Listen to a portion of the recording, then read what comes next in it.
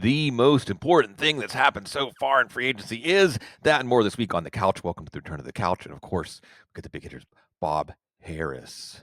Bob, a lot has happened. And maybe not as much as it seems like when you look at the volume, but some of it's important. What was the most important thing that happened? Well, the most important thing in the last 10 minutes is Daniel Jones going to compete with my guy Anthony Richardson. But that aside, I think that's more a me thing than the world thing. Sure. Like you want to focus on the quarterbacks, and I think those are big moves for both Seattle and Las Vegas. Like for me, it's still Davante Adams, right? Davante Adams landing with the Rams, high-powered offense. It's easy to forget how close they came to dealing Philadelphia a blow in the playoffs, and so like I think this sets them up for some serious success. I'm not like Puka Nacua suddenly is going to be a discount. We can all remember last spring, if you were in the best ball rooms, the immediate plummeting value of Kyron Williams when they drafted Blake Corum. I don't know. Puka Nacua is going as wide receiver 4 in the drafts I've been in, right around that range, 2 to 4 to 6, somewhere in that range. I think that'll drop a little bit, and I'll be looking to reap that discount. I think both these players could be wildly successful in this offense. Matt Stafford's a very good quarterback. We've seen this done before. Sean McVay's offense is a perfect vehicle. And it's easy to forget that there was a time not too long ago where Davante Adams was the most dangerous goal line back in the NFL. Like if you run the right plays to him, the scoring threat that he was, like on those bubble screens, just step back, step in, and boom, touchdown. That chemistry with Aaron Rodgers, if he can develop that with Matthew Stafford, which seems like not an unreasonable expectation, I think this is a good spot for him. Yeah, I think that this is a good jumping off point, Bob, to say in fantasy football, because that's the eventual end point of all the stuff we're talking about. You're trusting players, but you're also trusting teams. Yes. And it's really interesting. I like to say teams can't lie in the draft. They can't lie in free agency either. They're telling us something with their moves. And this one is spicy. It's spicy because Davante Adams is getting, it's like 26, I don't remember the exact number, like 46 million for 2 years, something like that. Yeah. But basically he's getting what Cooper Kupp was supposed to get. Correct. So Cooper Kupp likely to get released sometime soon. Any day. But yeah, any minute now, maybe while we're speaking. But the Rams are saying, well, we think Davante Adams has a lot more good football left in him, at least in the near term, than Cooper Kupp. Right. And who knows Cooper Kupp better than the Rams organization? Nobody, right? Where he was raised up, where he became a thing. So I would agree with this. I'll say with Davante Adams too. You look at last year; he was fairly productive over the course of the season, and I get it. 2 different locations, but we can look at the impact he had on Garrett Wilson. It wasn't great. Garrett Wilson, finished really fine as a wide receiver, but he was wide receiver 22 in the 11 games with Davante Adams. Now, some of that may be in the pre-established chemistry or the desire of Aaron Rodgers to get his guy going, whatever. But, I mean, there was definitely a shift. I don't think we'll see a similar shift, but, I mean, it's not unusual, especially in a Rams offense, to see multiple receivers end up being more than fantasy relevant, being high-end plays on a weekly basis. Yeah, and that's really, if we want to start talking about, and we don't have to really be too actionable yet, okay? But if we're talking about downstream, what the effect of these moves are, like you said, Puka Nacua right now going 7th in early underdog drafts, and that's already a bit of a drop. Should it? Maybe that's already been a bit of a drop. I mean, he's fallen a spot or 2 in the last couple of days. And now you might look at people looking at Nico Collins, Amon-Ra St. Brown, Malik Neighbors. We'll see who's going to throw the football to him. Brian Thomas. I might say, do I really prefer Puka? But, Puka is one of those players that we shouldn't overthink because I think much like Justin Jefferson, just because somebody has an historic rookie year doesn't mean they can't get better. And maybe this applies to Brian Thomas also. So I'll still endorse Puka as a first-round pick. Even with Davante Adams. But Davante Adams, on the other hand, now you're looking at, he was 50th going into this. Right. So we had Cooper Kupp last year going in the late third round, and that looked like a bargain. Now, some of that was Puka Nacua being banged up, but that looked like a bargain, and then Cooper Kupp got hurt. So you would think that Davante Adams should at least be a third-round pick on this news. So if we're looking at biggest winners and losers, and I will be writing that for Football Guys later on this week as the dust settles. Davante Adams a big winner. Matthew Stafford a big winner. And I saw, I'll put a punctuation mark on this conversation. I can't remember who was that brought it up. But somebody said, well, Cooper Kupp averaged X yards of separation last year versus Davante Adams averaging X yards. And somebody else said, and I really wish I could give this person credit for this, if you're comparing these kinds of stats in a Sean McVay offense to a Nathaniel Hackett offense, then you're not really understanding. They didn't say this part, but I'm going to add in, like, you're not really understanding the meaning of their contextual stats. They're about the player, but they're about the surroundings for the player too. And mentioning Garrett Wilson, and we'll pivot to the Jets and the quarterback move that they made. For Garrett Wilson, that was like the worst thing you could imagine, right, Bob? Right. Like a nightmare. Right. A nightmare, right? Like you get some quarterback who is, to put it lightly, as a Steelers fan, boy, does this hit close to home. He's a bit of a head case. So to have a quarterback who's a bit of a head case, basically get the team to trade for his favorite receiver, that's a nightmare. That's an absolute nightmare. What does Garrett Wilson wake up to? And of course, this was explicit out in the media. Now that Aaron Rodgers isn't coming back, Garrett Wilson might not seek a trade. Well, now he especially might not seek a trade because he's reunited with his college quarterback. And great chemistry. His college. In addition, DJ Moore had his best fantasy season with Justin Fields. I'm looking at Garrett Wilson right now, underdog going into this week, 26th. Now, last year with Aaron Rodgers, he was 10th, 11th, 12th in drafts, a late first-round pick. And he's not going to cost that much, but he should outproduce that. Not to say we were correctly valuing how Aaron Rodgers, you just thought, can't get worse, right? It can't get worse. But Aaron Rodgers is going to play GM. Justin Fields, really interesting move here for the Jets. Let's mention the name Tanner Angstrand. Everybody hired a Lions assistant coach. This is like a requirement. Go ahead. What's your outlook here with Fields with the Jets? Well, let's remember Angstrand seemed to be the guy they were grooming in-house to take over for when Ben Johnson left. So it's notable that he moves on with Aaron Glenn as the former defensive coordinator there. I think it's a great move for fantasy, right? I mean, first and foremost, whatever it does for the Jets, good on them. Whatever it does for me, yeah, man, it's going to be great. I think we've seen Justin Fields when he's on the field. That rushing ability sets him apart a little bit. I think the connection that you mentioned with the Ohio State connection with Garrett Wilson is huge. I think he's going to be a value. I think both these guys are going to be great values. We'll see. Maybe this causes some issues for opposing defenders dealing with Breece Hall. We'll have to see what Breece Hall's role is in this offense. I think he'll be a value as well, just coming off a down year as it is. So, I see a ton of value here for us to mine as fantasy investors, especially in early best balls as these things kind of shift around. And in the moment, like if you're out in the rooms right now, in the moment, people will react immediately. I'm in a room right now. I'm drafting Javonte Williams because I'm the first one up since, he was signed with Dallas, right? Like otherwise, I would have been zero interested. You're going to see changes and fluctuations based on the news as it happens in real time and underdog. But stepping back and taking a bigger picture look as we get closer to the season, I think you're going to still see those guys in your regular redraft leagues being reasonable values, barring some kind of insane hype coming out of mini camps, et cetera. And I don't see it going that nuts. And because, again, we'll mention the name Nathaniel Hackett and just mention the Jets as a dysfunctional organization, like dysfunctional at every level, down to how things go on Sundays. And the introduction of Aaron Glenn. And I will say this, coaching stuff seems like ancient history now. Cease and I did a coaching carousel episode once the final hire happened after the Super Bowl. But Aaron Glenn, Bob, he sure did seem like a guy who understood that he's coming in to clean up a mess. Yep. Yeah, and go ahead. I like him. I just like the edge to him right now. Yeah, you could it wasn't long ago that he was viewed as like totally embattled in Detroit, and early on in his tenure there, and seems like he got things on track. He seems like he has that built in. Coming from a successful franchise that went from nothing to something, I think is an important piece of this picture that we shouldn't overlook. And also, for me, Sig, I think the more I look at these situations where we see great success, you look at the GM coach kind of dynamic there where you see like, Campbell and Holmes or, Minnesota, similar situation. I think in Houston, you can see it a little bit.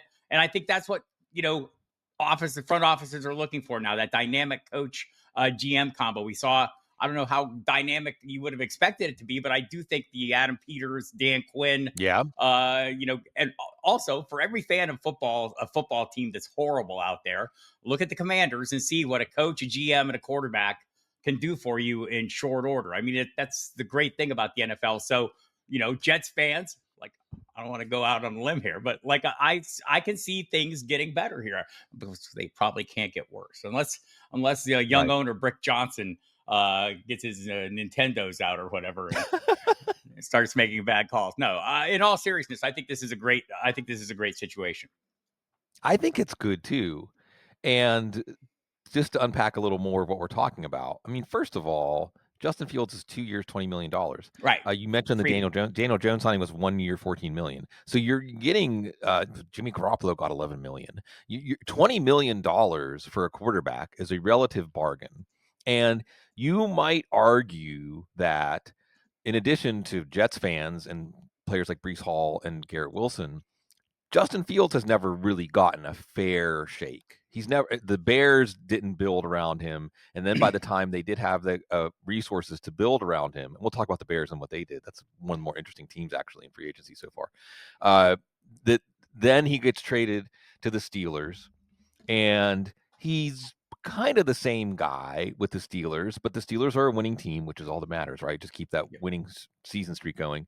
And they go to Russell Wilson, and for a couple of games, I even admit getting pulled in to the Russell Wilson first month bounce. And then by the end, well, hey, Russell Wilson might be one of the last guys in the green room in free agency. Justin Fields got a contract with the Jets. And we mentioned Tanner Engstrand and the Lions coaching staff, okay? And Bob, I see people saying, well, he's not at all like Jared Goff. Fields isn't at all like Jared Goff. But I don't think that's what Ben Johnson and Aaron Glenn and Dan Campbell are teaching. I don't think it's just, well, this is the system works, make things fit in the system. So I actually think you may see an offense, especially with Tyrod Taylor as the backup, you may see an offense actually tailored to Justin Fields and what Justin Fields can do. And honestly, the other thing that's interesting too is, go ahead. They had choices, right? And I mean, they made this choice, and I think the money that you mentioned is wise. I mean, it's a 1-year experiment if it needs to be, right? But I do see that. I do see them shaping an offense for this. And remember, Hendon Hooker was the backup. Now, Hendon Hooker didn't end up playing any significant time, but if you're looking at skill sets, or even more than that, when you go back and watch Hendon Hooker at Tennessee, the biggest criticism is, well, he's only reading half the field, or he's only doing binary, very simple reads. But that's actually a credit to the offensive coordinator to say, this is like when Chris Sims was with Tampa, is always the one I come back to with John Gruden. It's just like, look at this. If the safety this, then just run or just throw it away. And if Justin Fields, if you set Colin Kaepernick with the 49ers, if you set up that kind of idea where he's not thinking, that he's just going, and isn't that what you do with Jared Goff, right? Isn't that how Bill Belichick frustrated Jared Goff in the Super Bowl, is by forcing him to think? Right. So go ahead. Just an aside, this is not a new development. I knew coaches in Tampa Bay when Trent Dilfer was quarterback who basically said, okay, so you just lay it out for him. Okay, lean down, tie your shoe, get up, call the play. I mean, like literally they just had to chart everything out and you can make it work. Right, you can. So I think Justin Fields, he's in the 160s in early drafts. That looks good to me. Love it. I mean, he's going to be a quarterback one for fantasy. He's going to be an uncontested starter. He's got Garrett Wilson. He's got Breece Hall, as you mentioned. And this is fun. This is actually fun for the Jets. Now, stepping through the quarterback move, since we touched on Fields, and I'm glad. I mean, that's the Davante Adams one. I think people might be underrating how consequential that is for fantasy. But if we're talking about real NFL terms, of course, we're going to start with the quarterback position. Absolutely. So we have the Jets, and the Jets are kind of coming out, bottoming out as a franchise, and then not even being willing to admit to themselves they bottomed out, and finding a bottom even further down than that bottom. And now Aaron Glenn and company are trying to dig it out. Seattle, I wonder if maybe they went on tilt. Does this seem like an organization that went on tilt in the offseason, Bob?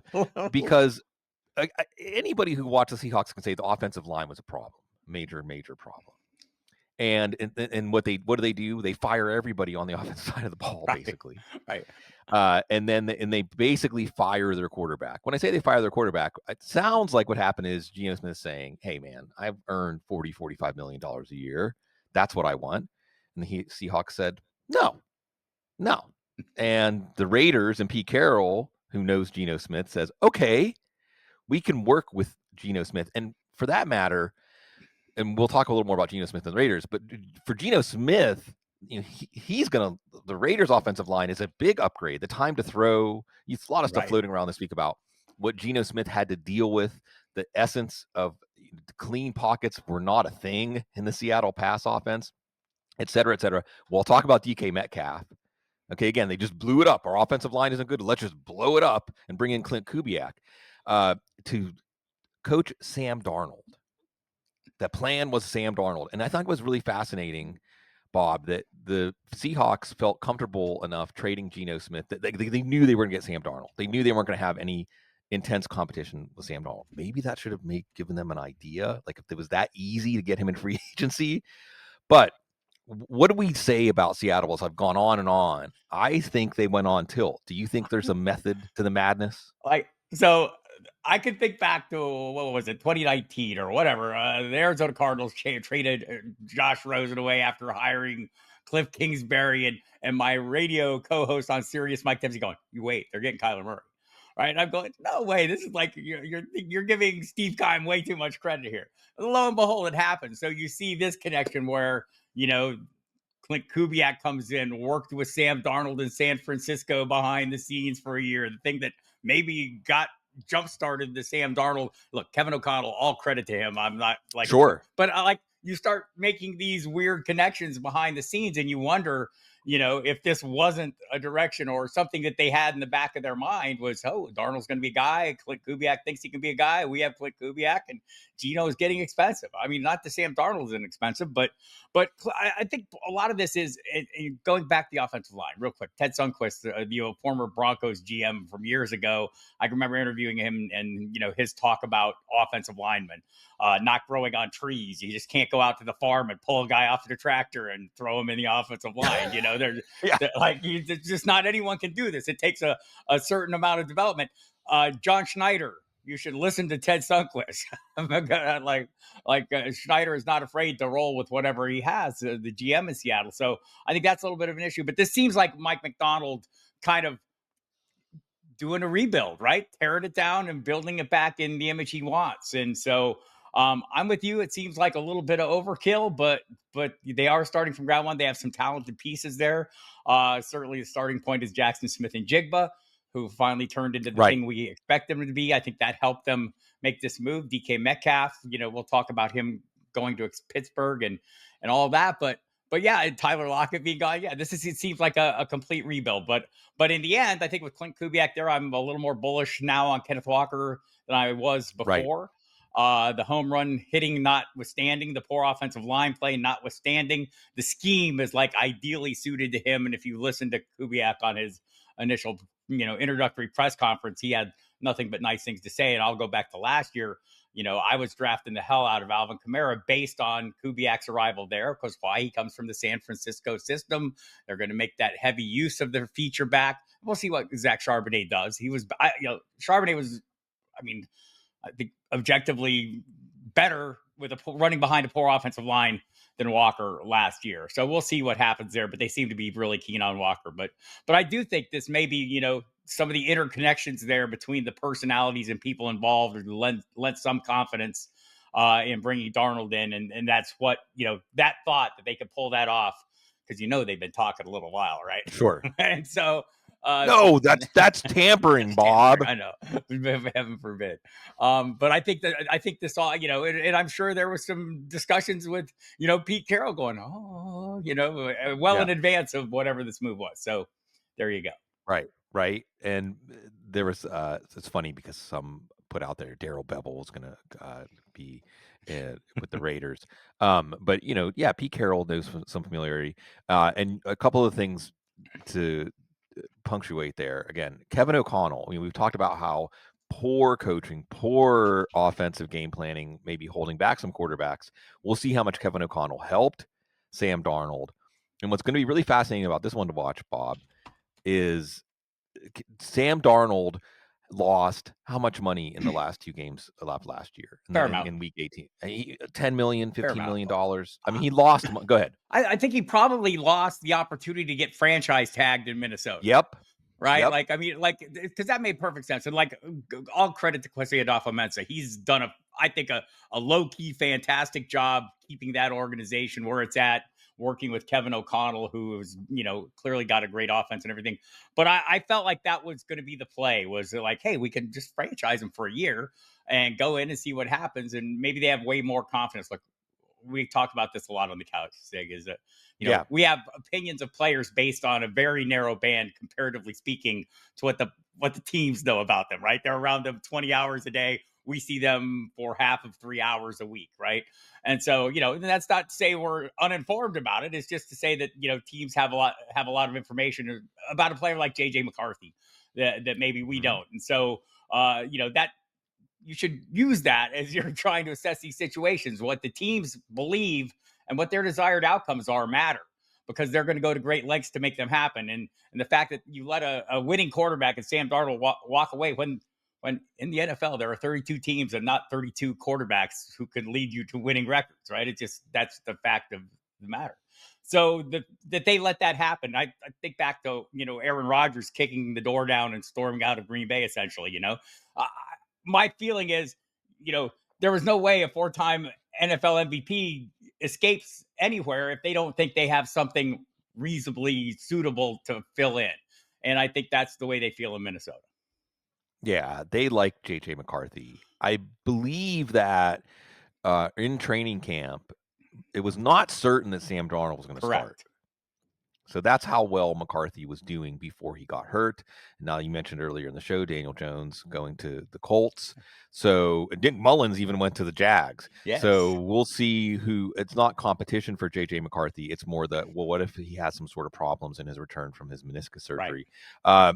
So we'll see again how consequential those last 2 games were. You might argue they helped get Aaron Glenn hired. We already talked about that. Correct. And then there's that skeleton key for solving Sam Darnold, which is just somebody said the offensive line for the Seahawks is like a haunted house. So we'll see. Maybe he can get over that. But the Seahawks, Jackson Smith and Jigba, again, he was going in the mid-3rd round. I mean, there's an argument for him as a first-round pick now. There is. And it's in PPR, 120 catches. I mean, that's not at all outlandish for him. And then you mentioned Kenneth Walker. I think Clint Kubiak just gushing about Walker, and they said, "What about Zach Charbonnet? Oh, is Charbonnet? Is he on the roster? I guess. Oh, that's the backup. Hold on, look at he's our backup running back. Right. But they love Kenneth Walker. Right. And I think that he is going to be the point of the spear. You mentioned real quickly because we talked about offensive line, and I'll pivot here before we delve down a little bit more on Geno Smith, the 3rd quarterback move. Wow, offensive line moves. If you're paying attention, Dan Moore. And don't get me wrong, Dan Moore, I don't know if his family or he's watching or anything like that. I don't want to say anything bad about Dan Moore. He was a serviceable left tackle for the Steelers. Again, we're talking about the Steelers. Offensive line, they've been in the basement for offensive line play for a while. He was their left tackle. Now, they drafted tackles each of the last 2 drafts in the 1st round. So the writing was on the wall that he wasn't necessarily going to be retained whenever the market set his price. But the market set his price at $82 million for 4 years. $82 million for 4 years. And I know Titans fans, and they have an offensive line coach that's pretty good, Bill Callahan. Titans fans saying, well, hey, last year's 1st-round pick, Latham, he now goes back to his natural position at right tackle. Dan Moore is serviceable, and we can start there, but $20+ million a year for a serviceable player. The Chiefs paid $15 million a year for Jalen Moore for the 49ers. He's not even really a clear starter. Right. He's not even a clear starter at left tackle. So left tackle, a premium position. Keep that in mind as we go into the draft. Left tackle is a premium position. And you just have to be able to stay healthy and not get embarrassed. And $20 million a year is yours. And so, well, I guess let me use that as a jumping off point. We'll come back to Geno. But the Bears, because I think, and we could talk about the Vikings too, but really interesting to see what the Bears did, what Ben Johnson did, because what you want to see, Bob, is rational management. And if you watch the Bears, what needed to happen? Well, the offensive line needed to get shored up. They trade for Jonah Jackson, kind of a free agent bust because he didn't stay healthy for the Rams, but Ben Johnson knows him well from their time together with the Lions. So, they make that trade. They trade for Joe Thuney. Right. Wow. Nice. I don't even care if it's just a year. That's all they need. Okay. Let's get going. That's all. Exactly. We're getting the ship turned around. Right. We're getting this cruise ship turned around. Dahlman. Get it off the rocks. And then Drew Dahlman, outstanding. And Right. hey, when Dan Moore's getting 20 plus million a year, Dahlman like 14 million a year. And the Falcons, they did sign Jake Matthews to an extension, but that could be a consequential loss for them. Should we be open to the Bears and Ben Johnson? Should we be even more open now? Was this what we needed to see to buy into the Bears and Caleb Williams in 2025? Yeah, for a while there, Caleb Williams was getting sacked so much, I thought David Carr would start standing for him instead of his brother, just out of sympathy, right? Yes. It's like, man, that's 68 is a lot of sacks, dude. And some of that was on Caleb Williams. Some of that was on Shane Waldron, clearly, because that kind of diminished when we saw Thomas Brown take over. And, things changed noticeably. I think things will continue to change. But, yeah, man, building around an offensive line is a great starting point. I'm super intrigued by how they're going about this. Really intrigued if Ben Johnson is all that. I mean, we've been sitting here waiting, for 2-3 years for him to get this opportunity. And I'm eager to see what he does. Like watching Detroit last year, I'm willing to give him a lot of credit for some really unusual play calling, willingness to take risks. And some of that comes from Dan Campbell, being open to some of the plays they're running, but also the 50-point games. I'm all about that too. So I like a lot of what's going on here, but the starting with the offensive line is just like a boss move. And we saw this eventually pan out for Bryce Young whenever the Panthers, they spent a lot of money on Damian Lewis and Robert Hunt. That interior. Yep, and that's all three of these moves for the Bears. So I think that's something. It's not going to get headlines in fantasy circles because there's no wide receiver, running back, tight end to look at as an acquisition. But when we look back at what did we learn during free agency, what was the most important things that happened, what we led with, that set of moves. And the other thing is, again, not even specifically the moves, the players, it's this idea of we're going to get to work. Right. Okay, this is my team now. We're going to get to work. And you mentioned Shane Waldron. I do want to say really quickly, because it was so good for the Jags and Liam Cohen. I know, whatever, the NFL is kind of, feelings get hurt. Okay, well, Liam Cohen was going to take that head coaching job if Trent Baalke wasn't there, and everyone will get over it.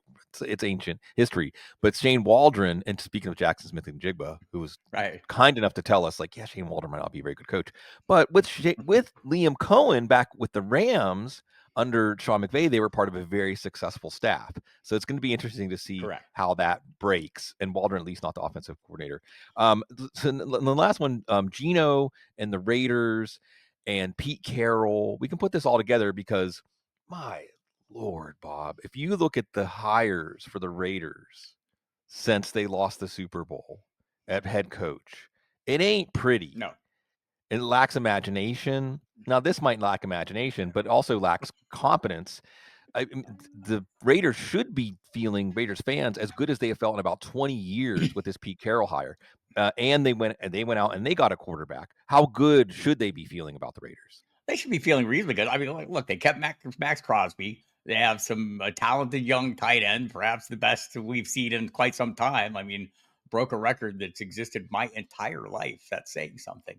And so, yeah, I think like you said it, there's a word you used there, competence, right? With Pete Carroll, Chip Kelly. I mean, people can think back to, when he was kind of like the weirdo or doing fringe things or unusual. He is over time morphed into a more traditional offensive guy. And I think we'll see plenty of that. Geno Smith, a competent NFL starting quarterback. If I was a Raiders fan, I would love the direction this team has taken. I don't want to assign any of it to Tom Brady, but I can't assign any of it to Mark Davis because there is no evidence of that, starting with the haircut, to suggest he's competent in anything. Yeah, this is going to be not going to be a fun division for fantasy football. I don't think. No, but and very interested to see who the Raiders get at running back. Yeah. As we saw Najee Harris, we'll talk about that. Najee Harris goes to the Chargers. This is going to be a game, I think, where every team is trying to win 13-10. Yeah. This division, the Raiders, the Chargers, Chiefs. the Broncos, and the Chiefs, they're all just trying to win 13-10. Yep. And Pete Carroll's a good coach for that. And Geno Smith is probably a decent quarterback for that too. And certainly it is a boost for Brock Bowers. It's a boost for Jacoby Myers. Although I think Albert Breer threw out there that Tyler Lockett, speaking of reunions, may end up with the Raiders, and then that could put Jacoby Myers on the market. Jacoby Myers is bulletproof. Anywhere he goes, I will follow him gladly. He is the most effective, cheap wide receiving asset available, has been since his time in New England, wildly overlooked and underrated. And he just keeps producing, and I'll keep reaping the benefits as I draft him as a wide receiver 4 and look at him put up wide receiver 2 numbers every week. Right. And occasionally throw a really nice pass downfield. Yeah, every now and he plays the position like a former quarterback. He does. And so Geno Smith trying to get respect and Jacoby Myers. Okay, now we can get to the biggest move in terms of, and it's funny for fantasy, it seems like there's not a lot of layers here, but let's just go ahead and talk about this because the Steelers did something. They did. And as a Steelers fan, I will say, and in any moment now, we're probably going to hear that Aaron Rodgers is the Steelers' next quarterback, and probably for too much money. Maybe. Okay, probably. I mean, anything more than after Russell Wilson cost the minimum and ended up being worth the minimum, it'll sting to give Aaron Rodgers whatever $40 million or whatever he's earned with his legacy, his reputation. But DK Metcalf, Pittsburgh Steelers, and it doesn't sound like, if you're waiting for the other shoe to drop, like George Pickens is going to get traded. No, it doesn't sound like George Pickens is going to get traded. Not at the moment. DK Metcalf, Pittsburgh Steeler, react to me. I'd go with my serious Sunday co-host, Jeff Mans. They now have the most explosive wide receiving room in the NFL. They will lead the league in 15-yard penalties, without a doubt. So, like, I mean, how can you be against it? Like, I don't know if DK Metcalf's going to be anything more than we've ever seen him, which is like, for our purposes, a upside wide receiver 2 play, right? He's never going to go into that elite alpha range, I don't think. So I'm fine with him wherever he winds up, and maybe this helps out George Pickens. If anyone can handle volatile players, it's Mike Tomlin. Also, if there's anyone who's willing to move off, the great. We don't want volunteers, not hostages, right? That is Mike Tomlin, and you can ask Chase Claypool about that, right? Like, I can think back to when you see the team's official website pointing out the diva quotient of a wide receiver in Pittsburgh, it has to be something off the charts. So we'll see how it works out. I like DK Metcalf. I draft him often. I think he's a huge upside play. You get somebody who's a steadier Eddie ahead of him. Maybe you get a safer play or a high volume play for your first wide receiver, and you want to take an upside guy to kind of balance that out. He's going to always be that guy. George Pickens probably still going to be a wide receiver 3. Draft capital now, I think that depresses him a little bit. I've drafted him a couple of times this year. Let's see where he's at, because He's about 60, right? Yeah, he was 60 before this. Yeah, I think that's probably about where he's going to stay. I don't think this changes that much. And Metcalf was 48, which is lower than where he was with Seattle. And will Aaron Rodgers help? I mean, certainly, you want them. If you're talking about Pickens and Metcalf's fantasy value, you want the Steelers to sign Aaron Rodgers. Correct. If only because, well, then what are we looking at if they don't? Russell Wilson's back. Right. That's no good. But and I mentioned underdog. We keep mentioning underdog because they are the gold standard for best ball drafts. Best balls right now. The best players, and the best players play there, so we can get an idea of what the fantasy football community thinks. But it does skew things a little bit because DK Metcalf and George Pickens will be much better for best ball than your typical lineup setting fantasy football, because it is going to be, there are going to be weeks that Metcalf catches 3 balls for 150 yards and a touchdown, or Pickens, and then there are going to be weeks that he gets 3 targets and catches 1 of them.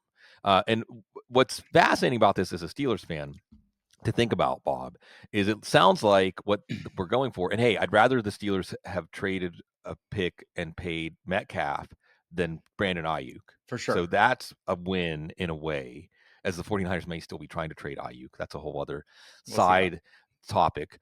But it seems like the idea here is, okay, we're not going to change Arthur Smith, but what we can change is when there are 2 wide receivers who threaten the length of the field, that's just going to give the running game more room to work with. That's going to give the whole offense more room to work with, even if they still only get targeted 80 times each on the season. Right, So but big plays will come. I mean, I yeah, do think it's a big play, sets up for big plays. We'll see what they do at running back. You know, Jalen Warren is back. They tendered right. him. Najee obviously moves on, but I don't think Jalen Warren's going to be the sole contributor back there. No. And so it's a deep draft, and we'll see what happens come draft day. And maybe there's still some players floating around, and Pittsburgh isn't done at the position. Yeah. But we'll find out more about that. I think for right now, though, the quarterback watch is on, and by all accounts, it's down to the Giants and Steelers. And maybe by the time everyone's listening to this, or they will know the outcome there. And neither one would surprise me. It sounds like the Giants are making a really hard push. They can make a case. If I'm Aaron Rodgers, I look at those two great wide receivers versus Arthur Smith, and I make that decision probably to lean towards Pittsburgh. Yeah, Aaron Rodgers and the Giants are just going to make him money because the Giants are interested in him. The Steelers have to pay him more. But yeah, the Giants, they're basically looking like they're going to have to draft a quarterback. Yep. And for Shane and Dable, that's the rational move because it resets the clock. Well, you're trying at least to argue that it resets the clock. So they may end up with Stritter, Sanders. And then Titans, Cam Ward, maybe Browns, Cam Ward. But you didn't mention the Browns because they traded for Kenny Pickett. Their quarterback situation is solved, right? They get Kenny Pickett. And there are some scenarios where Kenny Pickett starts for them. There are scenarios where Kirk Cousins is the starter. There are scenarios where maybe Jalen Milroe, maybe not week one starter, but he's drafted to be the starter. There's a lot of scenarios for them. Go ahead. Cleveland being so broke that they need to leverage some of these salaries being paid by other teams or guys on rookie contracts like Kenny Pickett, and Cousins is the guy that Atlanta will be paying the bulk of his salary, kind of like Pittsburgh did with Russell Wilson. Makes perfect sense as well. So we'll see. What, they have $13 million heading into Monday, and so it's not like they have a lot of flexibility. So I do think they need to draft somebody. The question is who the bridge will be. Yeah, we'll see. And then the draft will come. And you mentioned a lot about running backs. I think anytime we're looking at a running back situation, Najee Harris, Jalen Warren, we are parenthetically saying potentially a good running back to be added. But let's go to Najee Harris though, because only a 1-year deal, so not exactly a big time commitment. But he was 106th going into this week over at Underdog. So that's surely going to go up. How much did it go up? I saw somebody say, this is a great spot for Najee Harris, and you better bet I'm going to be selling. So, I mean, this is a great spot for him, and you have to think they're not going to add anybody more consequential than a mid-round pick. That doesn't, now in this year's draft, a mid-round pick could end up being a starter and end up having a little more to offer than Najee Harris has to offer. But this is a player who it seems like it's hard to get excited. You say, well, he hasn't missed a game. Right. Okay. Durability is durability is a great ability at running back. Right. I mean, consistent, overall production, 1,000 yards a year, right. Gonna get a ton of carries every year, scores touchdowns when you give him the opportunity to, can catch the ball, and he can do it all 3.9 yards at a time. Right. So, I mean, that's what you're looking at. The Chargers, though, they like the coaching staff, like the offensive line, like the quarterback. There's a lot to like here. J.K. Dobbins, definitely more explosive player. Had some really cool success and broke off some long runs. I have a lot of hope. I think Najee Harris kind of stays what he was. Like, if, that tail end, maybe he moves up to the tail end of the running back 2 range, but it's kind of been a running back 3 level play, which I've always felt was great because you just get a consistent producer that is going to have a role. I think you get that plus a little more in Los Angeles with a new role. Yeah, this is a situation. He's a classic dead zone running back, right, Bob? Right. Like 4th, 5th round. I mean, he's going to move up significantly. If you had Najee Harris, this is the best case scenario. But he moves up to that dead zone where, well, we're drafting him because he's seemingly guaranteed a certain amount of touches. We don't love the player, but we love opportunity at running back. And generally, those running backs haven't worked out. But I think we'll see. Also, this could be maybe the door opening a little bit for Kamani Vidal, just because he will look even more dynamic next to Najee Harris than he did next to J.K. Dobbins. It was fascinating. You mentioned Javonte Williams, so let's just go back and touch on that, because I thought it was it was interesting that the Chargers would prioritize Harris over Dobbins, who is a free agent, but somewhat reasonable because of Dobbins and the durability, right? Right. And Dobbins actually gave the team what a bargain, one of the best free agent bargains last year. However, in the end, he wasn't really able to play a big role in some important games down the stretch. What was more surprising to me was the Cowboys, and maybe while we're talking, they're going to re-sign Rico Dowdle also. We'll see. But I thought it was really strange that they would prioritize Javonte Williams, who Sean Payton gave like 3 chances to win the job last year. 0 for 3. Hated him, loved him, hated him, loved him, hated him. Right. And Rico Dowdle had the opposite trajectory, right, where the Cowboys didn't give him an honest chance. And then when they finally did, he was pretty good. What's going on here? Is Rico Dowdle going to be $3 million? I think that's, I think the money's going to be the determining factor here in Dallas. And Javonte Williams gets the 1 year, 3.5 max with incentives. Right. That's not Saquon Barkley money, kids. That's No. this is going on the cheap, and we'll see. Like I've not been wildly, it's not been a wildly successful run. You mentioned it, but there have been injury issues, and if there's a position where you can have this quick turnaround, renaissance, rebirth, look, we see it at quarterback too, but I think running back is the position from a fantasy perspective. We always look at guys going into new situations, being able to turn things around. I don't know if this is the case for Javonte Williams, but I'm willing to buy him where he's going right now. I mentioned I was in a draft and just picked him. Let's see, what round was that? And by the way, you get drafted a number of places right now. I love Underdog. I just jumped into Best Ball 10s, and they've started up, and their early ADPs are pretty reflective of the same thing we're seeing. I'm just going to look at it was got to be like the night. Yeah, it was the 12th round. I got Javonte Williams. So that price is going to rise a little bit just on the news of a change, but I don't think it'll rise that much. And, just as the gamble in March, you could do a lot worse. Yeah, and we'll see. The Cowboys are going to take a running back this time around. After not, they are, for sure. Brian Schottenheimer's running. If they don't retain Dowdle, right? But that's up good. Right. If they don't, and that would be fascinating because they would be telegraphing that. I don't know why you would add a rookie for those guys, but we'll see.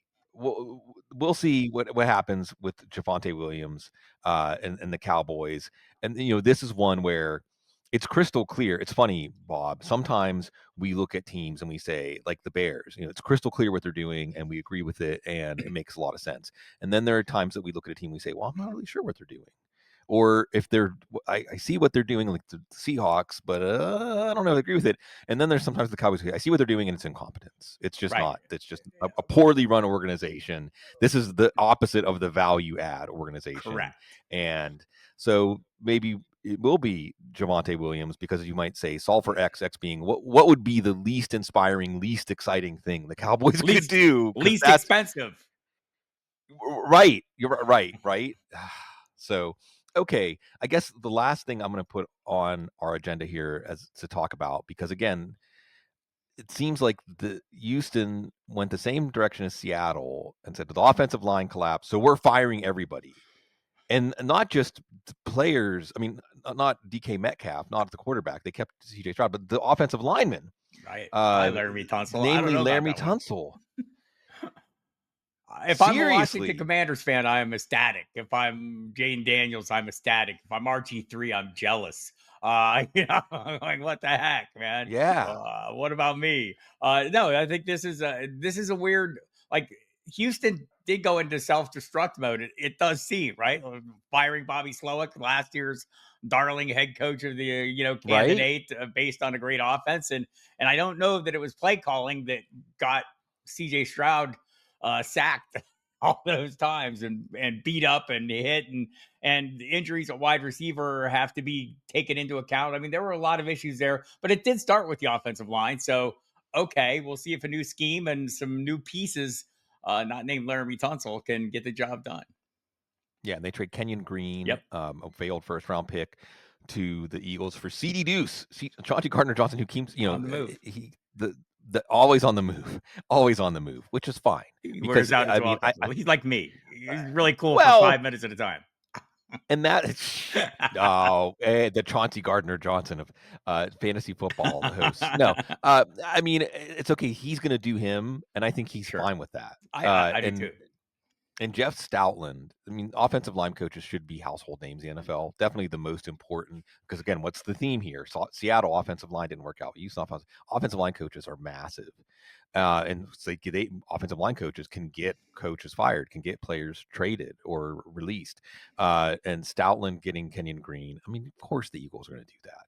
Of course the Eagles are going to turn around a first round pick. Good play. As Mekhi Becton, we're waiting to see where he's going to get paid, right? This is what the Eagles do. The rich get richer. Eagles and Steelers, by the way, on the comp pick front, Eagles and Steelers, I think as of right now, Nick Corte, Korte, just the man, like the oracle, the encyclopedia of everything comp pick, and overthecap.com. You can watch in real time. They update in real time the projected comp picks. Both players lost, the comp picks lost, and the Steelers are lined up to get 5 right now because they traded for DK Metcalf. They're going to sign Aaron Rodgers. They're not making moves that are hurting them in the comp pick formula. And the Eagles, well, they don't need to sign anybody, and all their good players, because they're a Super Bowl champion, getting signed away, or not necessarily the good players, just players. You know, you draft Milton Williams in the third round. I think third round. You're going to get a third round comp pick back for him. You draft Josh Sweat in the fourth round. You're going to get a fourth round comp pick back for him. They're going to get comp picks, I think, for Isaiah Rodgers and Oren Burks. Trust in Howie. So why not?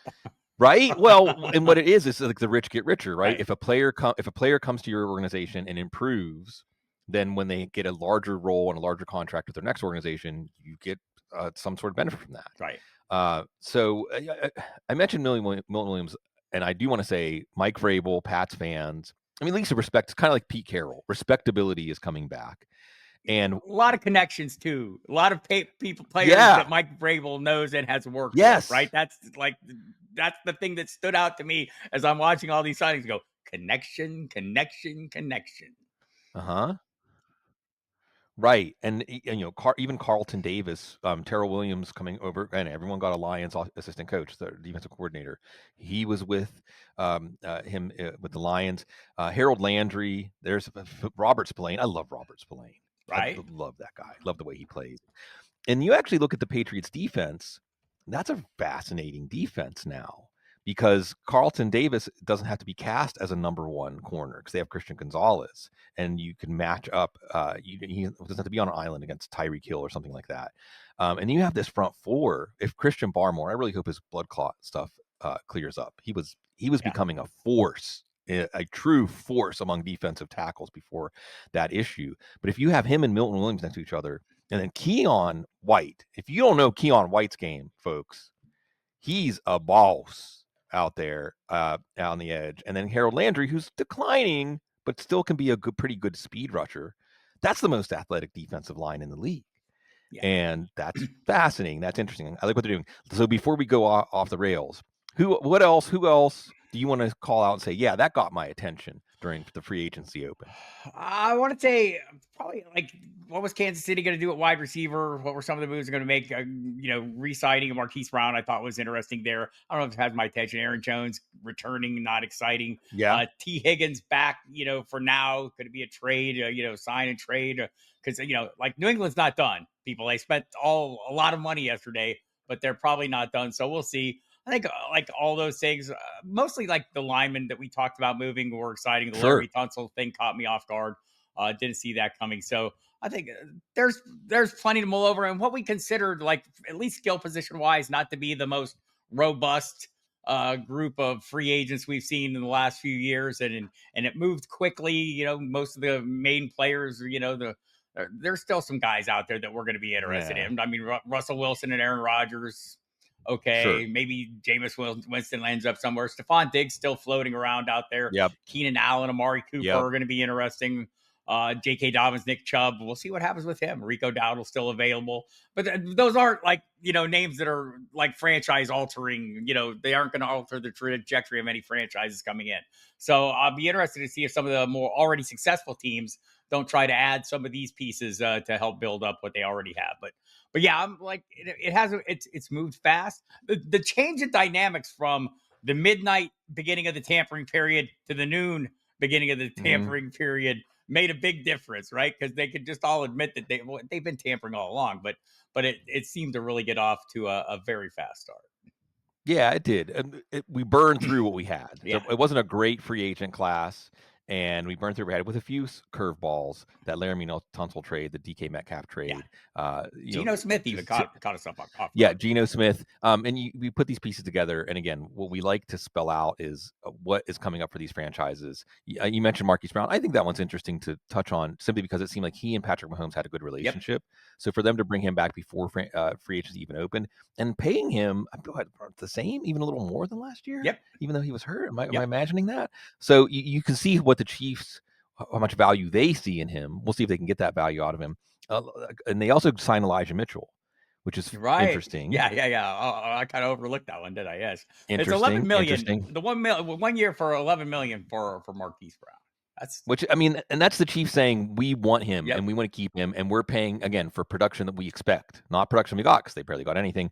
And the last thing I'll add before we turn the page is Jordan Mason. Interestingly, second round tender for Jalen Warren. The Steelers really value him. That's what the 49ers gave to Jordan Mason. Yep. And does that mean something about what they think about Christian McCaffrey? What they know about Christian McCaffrey. Right. Because McCaffrey costs like a late second round pick now. I think a second round pick. Maybe that's going to seem too rich. Maybe that's going to be a sucker bet. Now that you see the 49ers saying, yeah, we think we're going to use Jordan Mason a lot this year. You don't pay $5 million to a backup running back that you only get on the field 4 or 5 times a game. Okay, Bob.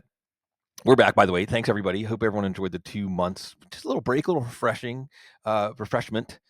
Mardi Gras. Listen, folks, I got to focus completely on Mardi Gras because that's when you just celebrate being alive. And every time we get together, Bob, we're celebrating being alive, celebrating getting a chance to spend time together. And we talked a little bit before. I'm 49. I'm trying to figure some stuff out, trying to make sense out of my life. I'm going through some changes, trying to make things better. You are somebody that I certainly look up to for a lot of reasons, Bob, but I think you are somebody that is living proof that you can change, and your next act is going to be the best act. Yes. What advice do you have for people, maybe like myself, that are saying, like, how do you do it? How do you live and become a certain way and decide I'm going to change and actually do it? That's the key. The word you're looking for, decide, right? Until you decide, nothing happens. Like I have quit things that other people have been unable to quit, many of them over the course of lifetimes. People go to multiple rehabs to stop many of the things that I have stopped just by saying, I'm deciding to stop. Right. And I know that's unusual and I don't want to diminish the struggles of people with things, but I think, the key to anything, like change is scary. I'm trying to think of all the changes I've made, no matter how scary they are going into them. I look back on them and think, wow, why didn't I make that change sooner? Right. Like change is always great. Embrace change. Be willing to make the decisions necessary to make the change happen. Painful though they sometimes are, or at least like they seem painful in the moment. But reinvention is the way to go. And look, redemption and and reinvention, all these things are great and they're all things we desire, but until you sit down and you say, yeah, that's what I'm doing, none of it happens. Like, I can think back to the moment when I decided I didn't want to be 400 pounds anymore, right? Yeah. And I saw it was a single photograph. I saw myself, I said, wow, this is not good, right? Like it just took one thing to spur my decisions. And the same with past drug use, alcohol use, all the things that were detrimental over the course of a long lifetime that I reversed. None of them were going to happen until I wanted them to happen. And that's the thing. The deciding is what it takes. Yeah. Clarity. That's drink. That's an audible word.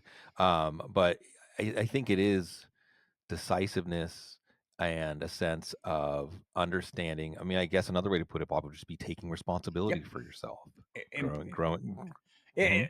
that's 100% it. I mean, like you have to realize the circumstance you're in. Some of us have to hit rock bottom at various points, various things. I don't want to highlight the plights of friends, but I have a friend who I went to high school with and played high school football. He was a great guy, great football player, went on to play at the University of Colorado and then went into coaching. And probably many of you remember him. Chris Furster had a big Mhm. problem in Miami. He was the highest paid offensive line coach in the league, highest paid assistant, I think, even. But had the cocaine video leaked and released. And man, it cost him everything, his family, his livelihood, everything. right? And so slowly he started working his way back, right? And he got a behind the scenes job as a consultant in San Francisco. Like, he had a long time relationship with Kyle Shanahan. They had worked together in Washington and various places, Atlanta. And lo and behold, now he's the most senior assistant coach in San Francisco on the offensive side of the football. And so, like, sometimes you have to claw your way back, right? But none Sure. of it happens until you hit that point where you have a decision to make and say, wow, is this going to be what defines me, or am I going to reinvent and become something else? And I think that's when you get there, making decisions. And there's a thing about making decisions, Sigmund, that I think Yeah. is like, it sounds simple, but I think people don't understand. Make a good decision, then make another one, right? Like, Yeah. stack them up. One good decision is great. Two is greater. Three in a row is greater. And then boom, you're going to make a bad decision. Don't let that define you. Don't let that redefine you. Just get back on the horse and make one more good decision. And then start stacking them again. And pretty Yeah. soon you'll start gaining that momentum you need to get past the obstacles that have slowed you down. Yeah, there's a lot of good stuff here. There's so much good stuff here, Bob, and I need this. I need this as much as anybody. But some of the things that pop into my head, I mentioned before we went on the air. It's always a good show when I get to mention Sun Ra. Before we went Right. on the air, I mentioned that Sun Ra has an album, Angels and Demons at Play, and maybe that's all we are. Maybe that's what we are. We are angels and demons at play. But also, there was a chant I heard during a Sun Ra show or one of the spinoffs of Sun Ra. It's like, you made a mistake. You did something wrong. Make another mistake and do something right. And it's just, and I often think that the meaning of life, I know in my 49 years, if I could boil it down to what's the meaning of life, make some decisions, make some choices, go out and make some choices. And these things, I'm remembering Miles Davis said something to the effect of like, there's no such thing as a wrong note because we haven't heard what the next note is. Right. You haven't heard yet. And there's the parable about the man who's, I mentioned this frequently on the show, like the man whose son broke his leg. Oh, that's bad. But then the military came, they were drafted before the war. Oh, that's good. And so on. Like, you don't know. You don't know because you haven't written the rest of the story yet. So, I mean, we see this all the time as we watch stories or we read books, that there are developments or changes and things that happen, even as we watch a football team over the course of a season. And at the time, it might seem this is a setback, this is terrible, this is something to overcome, but it actually is the door to something better. And that's what we all have the opportunity to do every day. And you illustrate that for us so well, because and I'll tie this all together and say springtime. It's springtime, and it's springtime again, and that's an incredible Sun Ra song. If you've never heard that song, go listen to It's Springtime Again. Just pause the show and go listen to that, preferably in the morning or in the evening if you like to do certain things in the evening to unwind. And it's a beautiful song. It's springtime again. Mardi Gras just ended, as I mentioned, the rebirth. What's your favorite thing about spring, Bob Harris? A free agency? No, it's not, Ah, not work related. It is it signals the start, the end of one year and the start of a new year. I start thinking about things like vacations and things that you don't think about during a long, hard season. yeah. I think that's to me, it's the green flag, right? Like, and like, there are a number of green flags, the start flags for over the course of the year. The NFL draft is kind of the green flag for the start of Mm-hmm. the fantasy football season. So between the end of the season, the green flag hits. That's kind of like the quiet time for us, even with a couple days of free agency. And we got to keep on top of all the rookies and learn some things we didn't know. But you get to do it kind of at your own pace. I think Yeah. that's the thing. Like, I have a schedule. The schedule doesn't have me. Yeah. And we can get caught up. If you want to get all caught up in July, you can get all caught up in July. Sure. Go out, touch grass, feel the sun on your face, take a vacation, and do all those things. And we'll be there. At football guys, like Cecil says, we don't have a life, you do. Well, we kind of have a life during the slow times, but we're keeping up with all this. We're ruminating about it. We're pondering it, and we're going to be ready when you are to tell you what you need to do to benefit from it. Mostly just for hanging out every day is in some ways rebirth. Every single day that we open our eyes, or we are reborn, and we want to spend that day with you at Football Guys, doing everything we can to help you enjoy your life and win in fantasy football, and otherwise be part of this great community that we have. Somehow still, Bob, in the year 2025, as we see so many things changing, the heart of the Football Guys community remains intact. Totally. And it's great to be part of that with you out there. So thank you. Thanks for making the couch what it has become. And now we're back. So we'll be here with you every week. As always, we want to spend that time with you.